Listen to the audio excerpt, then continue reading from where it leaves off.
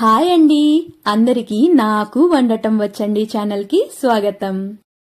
ఈ వీడియోలో ఎంతో క్విక్ అండ్ టేస్టీగా చేసుకునే చికెన్ కర్రీని మీకు చూపిపోతున్నానండి. ఈ కర్రీని కొంచెం పలసగా చేసుకున్నట్టయితే టిఫిన్స్ లో కాంబినేషన్ గా చాలా బాగుంటుంది. అలాగే తిగ్గా చేసుకున్నట్టయితే ఇది అన్నంలోకి ఇంకా బాగుంటుంది.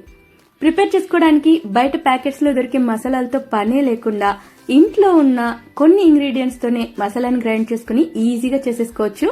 ఫస్ట్ అయితే నేను ఇక్కడ 1 కేజీ వరకు నాటుకోడి మాంసం తీసుకున్నానండి. మీరు దీనికోసం కావాలంటే షాప్ లో దొరికే నార్మల్ బాయిలర్ కోడి చికెన్ అయినా తీసుకోవచ్చు. ఇప్పుడు ఇందులోకి ఒక 2-3 టేబుల్ స్పూన్ల వరకు ఆయిల్ ని యాడ్ చేసుకోవాలి. అలాగే 4 టేబుల్ స్పూన్ల కారం పొడి, ఇది ధనియాల పొడి యాడ్ చేసిన కారం పొడి అండి, కాబట్టి 4 టేబుల్ స్పూన్ల వరకు యాడ్ చేసుకుంటున్నాను.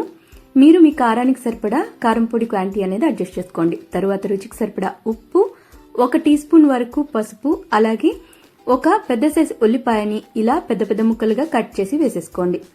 తరువాత వీటన్నిటిని బాగా కలిసే విధంగా మనం చక్కగా చేత్తో కలిపేసుకోవాలండి. ఈ విధంగా కలిపిన తర్వాత చికెన్ చక్కగా మ్యారినేట్ అవ్వడానికి ఒక 10 నుంచి 15 నిమిషాలైనా పక్కన పెట్టేసుకోండి. టైం లేకపోతే అప్పటికప్పుడైనా చేసేసుకోవచ్చండి. నేనైతే 15 మినిట్స్ పక్కన పెట్టుకున్న తర్వాత దీన్ని కుక్కర్ లోకి షిఫ్ట్ చేసుకుంటున్నాను. తర్వాత ఇందులోకి ముక్కలు ఉడికేంతలాగా వాటర్ ని పోసుకోవాలండి.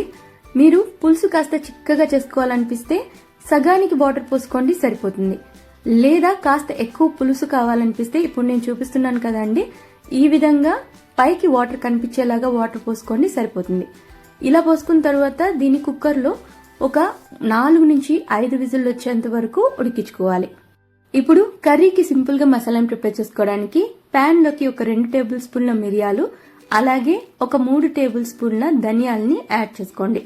ఇప్పుడు వీటిని మీడియం ఫ్లేమ్ పైన మాడిపోకుండా కాస్త లైట్ గా రంగు మారేంత వరకు ఫ్రై చేసుకోవాలి. ఇప్పుడు నేను చూపిస్తున్నాను కదండి, ఈ విధంగా లైట్ గా రంగు మారేంత వరకు ఫ్రై చేసేసుకుని ఇందులోకి 1 టేబుల్ స్పూన్ సోంపు, అలాగే ఒక 1/2 టేబుల్ స్పూన్ వరకు గసగసాలని యాడ్ చేసుకోవాలి. తరువాత వీటిని మీడియం ఫ్లేమ్ పైన కంప్లీట్ గా రంగు మారి క్రిస్పీగా అయ్యేంత వరకు ఫ్రై చేసుకోవాలి. ఇలా ఫ్రై చేసుకున్న వాటిని ఒక ప్లేట్ లోకి షిఫ్ట్ చేసుకుని చల్లారిన తర్వాత మిక్సీ జార్ లోకి వేసేసుకోండి. ఇప్పుడు వీటిని మిక్సీలో మెత్తటి పొడిలాగా గ్రైండ్ చేసుకోవాలండి. ఇప్పుడు నేను చూపిస్తున్నాను కదండి, ఈ విధంగా మనం గ్రైండ్ చేసుకున్నట్లయితే సరిపోతుంది. ఇప్పుడు ఈ పొడిలోకి మనం ఒక చిన్న సైజ్ కొబ్బరి ముక్కని సన్న సన్న ముక్కలుగా కట్ చేసి యాడ్ చేసుకోండి. వీటిని ఒక్కసారి గ్రైండ్ చేసిన తర్వాత కాస్త వాటర్ ని యాడ్ చేసి ఇప్పుడు నేను చూపిస్తున్నాను కదండి, ఈ విధంగా మెత్తటి పేస్ట్ లాగా గ్రైండ్ చేసి దీన్ని మనం పక్కన పెట్టేసుకుందాం. తరువాత మనం ముందుగా కుక్కర్ లో ఉడికించుకుంటున్న చికెన్ అయితే ఒక 4 విజిల్ తరువాత చక్కగా ఉడికిపోయిందండి. దీన్ని ఓపెన్ చేసిన తరువాత పులుసుతో పాటు కలిసే విధంగా మిక్స్ చేసుకోవాలి. ఈ స్టేజ్ లోనే మీరు ముక్కలు ఉడికాయా లేదా అని ఒకసారి చెక్ చేసుకుని ఉడకనట్టయితే మరో 1 లేదా 2 విజిల్ల వరకు ఉడికించి తీసుకోండి. తరువాత స్టవ్ పైన ప్యాన్ పెట్టుకుని అందులోకి ఒక 3 నుంచి 4 టేబుల్ స్పూన్ల ఆయిల్ ని యాడ్ చేసుకోండి. ఆయిల్ వేడైన తరువాత 1 టేబుల్ స్పూన్ వరకు పోపు దినుసులు వేసేసుకుని అవి చిటుపట్లాడి లైట్ గా ఇలా రంగు మారేంత వరకు ఫ్రై చేసుకోవాలి. ఈ విధంగా ఫ్రై అయిన తరువాత ఇందులోకి ఒక బిర్యానీ ఆకు, ఒక అనాస పువ్వు, అలాగే 2 లవంగాల్ని యాడ్ చేసుకోవాలి.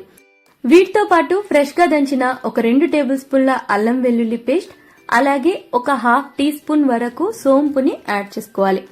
ఇలా యాడ్ చేసిన తర్వాత వీటన్నిటిని ఆయిల్లో 1 నిమిషం వరకు ఫ్రై చేసుకోవాలండి. చూసారా, ఎక్కువగా మసాలాలు ఏవి లేదండి, చాలా సింపుల్ వాటిని యాడ్ చేసుకుంటున్నాము. ఈ విధంగా ఫ్రై చేసుకున్న తరువాత ఇందులోకి ఒక పెద్ద సైజ్ ఉల్లిపాయని ఇలా పొడవుగా సన్న సన్న ముక్కలుగా కట్ చేసి వేసేసుకోండి. అలాగే పొట్టు తీసిన ఒక కంప్లీట్ వెల్లుల్లిపాయ గడ్డ పాయలు, ఒక గుప్పెడు కరివేపాకు రెమ్మల్ని యాడ్ చేసిన తరువాత వీటన్నిటిని ఉల్లిపాయల్లోని పచ్చివాసన పోయేంత వరకు ఫ్రై చేసుకోవాలి. ఈ విధంగా ఫ్రై చేసుకున్నట్లయితే సరిపోతుందండి.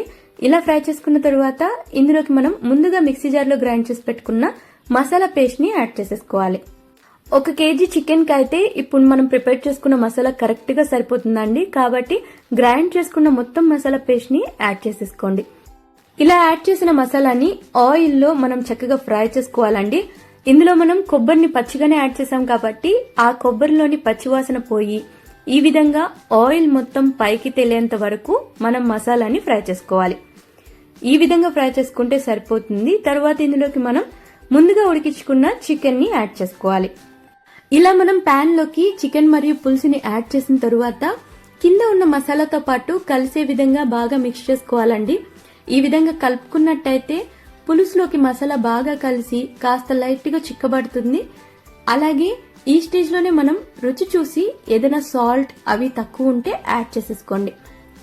తరువాత దీన్ని మీడియం ఫ్లేమ్ పైన చక్కగా ఈ విధంగా మరగడం స్టార్ట్ అయ్యేంత వరకు ఉడికించుకోవాలి. ఇలా ఉడికిన తర్వాత స్టవ్ ని ఆఫ్ చేసేయచ్చండి. ఆఫ్ చేసే ముందు కొన్ని ఫ్రెష్ గా ఉన్న కరివేపాకు రెమ్మల్ని యాడ్ చేసుకోండి. కరివేపాకు యాడ్ చేయడం వల్ల ఫ్లేవర్ చక్కగా యాడ్ అయ్యి మనకు పులుసు ఇంకా టేస్టీగా ఉంటుంది. మీరు కావాలంటే కొత్తిమీర రెమ్మలైనా యాడ్ చేసుకోవచ్చు. ఈ చికెన్ కర్రీని మీరు సంగటి లేదా ఇడ్లీ దోశ లాంటి వాటికి చేసుకోవాలనిపిస్తే ఇప్పుడు నేను చూపిస్తున్న విధంగా కాస్త పులుసు ఎక్కువ ఉండే విధంగా ప్రిపేర్ చేసుకోండి. తినడానికి చాలా బాగుంటుంది. అదే మీరు కర్రీని రైస్ లాంటి వాటికి చేసుకునేటట్టయితే కొంచెం చిక్కగా ప్రిపేర్ చేసుకోండి. చూడండి, నేనైతే దీన్ని సంగటి కోసం చేసుకున్నాను. పులుసు అయితే చాలా టేస్టీగా వచ్చింది. మీరు తప్పకుండా ట్రై చేయండి. ఈ వీడియో కనుక మీకు నచ్చినట్లయితే లైక్, షేర్ ఇంకా కామెంట్ చేసేయండి. ఇంకా సబ్స్క్రైబ్ చేసుకోలేదా? అయితే సబ్స్క్రైబ్ కూడా చేసేసుకోండి.